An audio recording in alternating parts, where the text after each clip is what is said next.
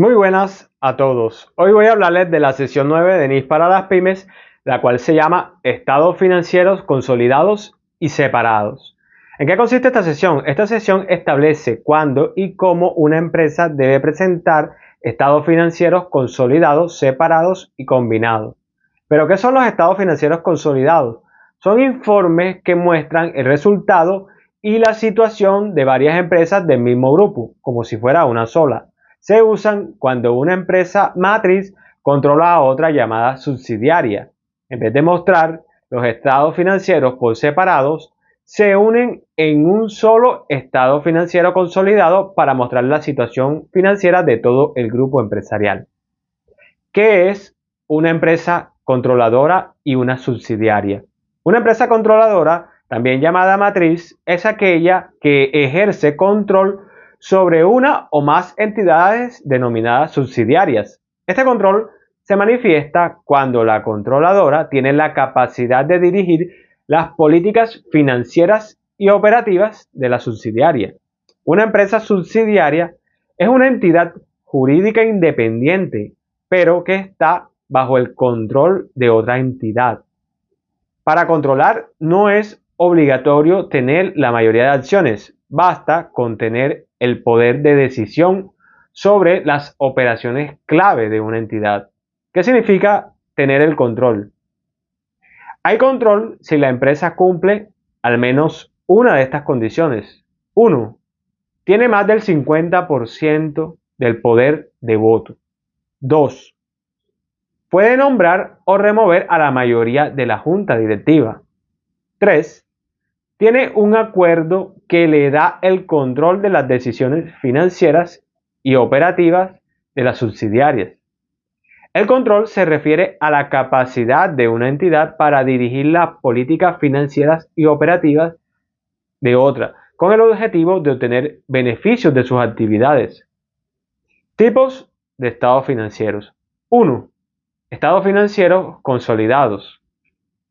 Se preparan cuando una empresa controladora tiene una o más subsidiarias y necesita presentar su información financiera como si toda fuera una sola empresa. Por ejemplo, la empresa Holding SAS tiene 3 subsidiarias, una de logística, una de distribución y una de servicios.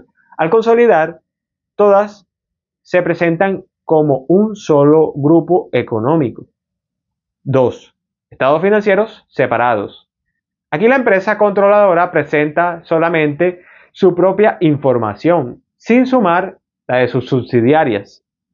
Ejemplo, Holding SAS decide presentar sus estados financieros de forma individual, sin incluir la de sus subsidiarias. Esto para propósito interno o regulatorio. En este caso, se llaman estados financieros separados. 3. Estados financieros combinados. Se preparan cuando varias entidades están bajo un control común, pero no hay una controladora formal. Ejemplo, la empresa X, la empresa Y y la empresa Z tienen el mismo dueño, el cual ejerce un control sobre todas, pero no hay una controladora formal, no hay una matriz. Se pueden presentar estados combinados para mostrar la información como grupo. En otras palabras, cuando una empresa controladora presenta únicamente sus propios estados financieros sin incluir a sus subsidiarias, se trata de estados financieros separados. Si esa misma empresa incluye, además de los suyos, los estados financieros de las empresas que controla, se está hablando de estados financieros consolidados. Y cuando varias empresas que no tienen una controladora común, pero sí un mismo inversionista que ejerce control sobre todas, presentan sus estados financieros de manera conjunta, eso se conoce como estados financieros combinados. ¿Cuándo se debe consolidar? Una empresa debe consolidar si controla a otra. No es una opción, pero existe una excepción importante. No es obligatorio consolidar si la empresa que controla también es controlada por otra, ya que sería una subsidiaria intermedia y la empresa matriz es la que debe presentar los estados financieros consolidados. Tampoco se debe consolidar si la subsidiaria fue comprada con intención de venta en un periodo menos de un año. Se reconoce como una inversión financiera, basándose en la sección 11 de NIS para las pymes. Otros casos donde se debe consolidar: las entidades de cometido específico. Son empresas creadas con un fin puntual: administrar un proyecto, un contrato o un activo. Si hay control sobre la entidad de cometido específico, se debe consolidar. Ejemplo: una constructora crea una empresa de cometido específico solo para ejecutar la construcción de un edificio. Si la constructora controla, debe consolidar. ¿Cómo se consolida? Paso 1. Se suman los activos, pasivos, ingresos y gastos cuenta por cuenta. Esto significa que tomamos los estados financieros individuales de la matriz y de cada una de sus subsidiarias y sumamos línea por línea cada cuenta, como si todas formaran parte de una sola empresa. Por ejemplo, se suman los saldos de efectivo de cada empresa. Se suman los saldos de cuentas por cobrar de cada empresa. Lo mismo se realiza con las cuentas de inventario, cuentas por pagar, ingresos operacionales, costos, gastos administrativos, etc. Este paso no hace ningún ajuste ni eliminación todavía, simplemente se unifica la información financiera como si todas las entidades fueran una sola. Paso 2. Eliminar inversiones internas. En este paso se elimina la inversión que la matriz tiene en la subsidiaria, ya que desde la perspectiva de grupo no tiene sentido mostrar que una parte del grupo posee a otra parte del mismo grupo. ¿Qué se elimina? La cuenta de inversión en subsidiaria que aparece en los estados financieros de la matriz. Se elimina contra el patrimonio de la subsidiaria correspondiente a esa participación. Por ejemplo, si la matriz tiene una inversión de 1.000 millones por haber comprado una parte de una subsidiaria, en los libros de la subsidiaria aparece ese patrimonio correspondiente. Entonces, en la consolidación, esos dos valores se eliminan entre sí, ya que esto no se muestra porque es una operación interna del grupo. Esto evita que se duplique el valor de la participación en el consolidado. Paso 3. Separar participaciones no controladoras. Si hay socios externos, su parte se presenta aparte. A veces la matriz no es dueña del 100% de la subsidiaria. Hay una parte que pertenece a otros socios externos. A esa parte se le llama participación no controladora. En la consolidación, esa porción no se elimina, sino que se muestra aparte para que quede claro que hay una parte del negocio que no pertenece al grupo como tal. Por ejemplo, si la matriz tiene el 80% de la subsidiaria, eso significa que el 20% le pertenece a otros socios. En los estados consolidados, ese 20% se presenta por separado, tanto en el patrimonio como en las utilidades. Es una forma de ser transparente y decir: esta parte del negocio no es nuestro, pertenece a terceros. Paso número 4.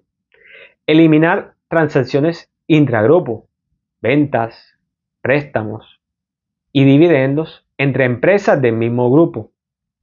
Cuando dos empresas del mismo grupo hacen negocios entre sí, por ejemplo, una venta o un préstamo, Desde la perspectiva del grupo económico, no ha ocurrido una transacción real con terceros, sino una operación interna. Por eso, en el proceso de consolidación, esas transacciones se eliminan, ya que no generan impacto externo. Ejemplo, si la matriz le vendió productos a la subsidiaria por 50 millones, en los estados financieros consolidados no se reconoce la venta, ni la cuenta por cobrar, ni la cuenta por pagar, porque todo esto ocurrió dentro del mismo grupo. Fecha de presentación uniforme. Todas las entidades que consolidan deben tener la misma fecha de corte, que es la fecha de presentación de los estados financieros. Hay una excepción, aunque lo ideal es que la controladora y sus subsidiarias presenten sus estados financieros con la misma fecha de corte.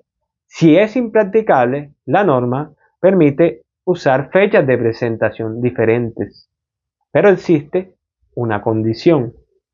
Si se usan fechas diferentes, deben hacerse ajustes por los efectos significativos de transacciones o eventos ocurridos entre esa diferencia de fechas.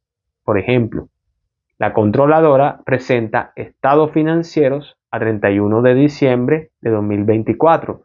Su subsidiaria tiene como fecha de cierre el 30 de septiembre de 2024.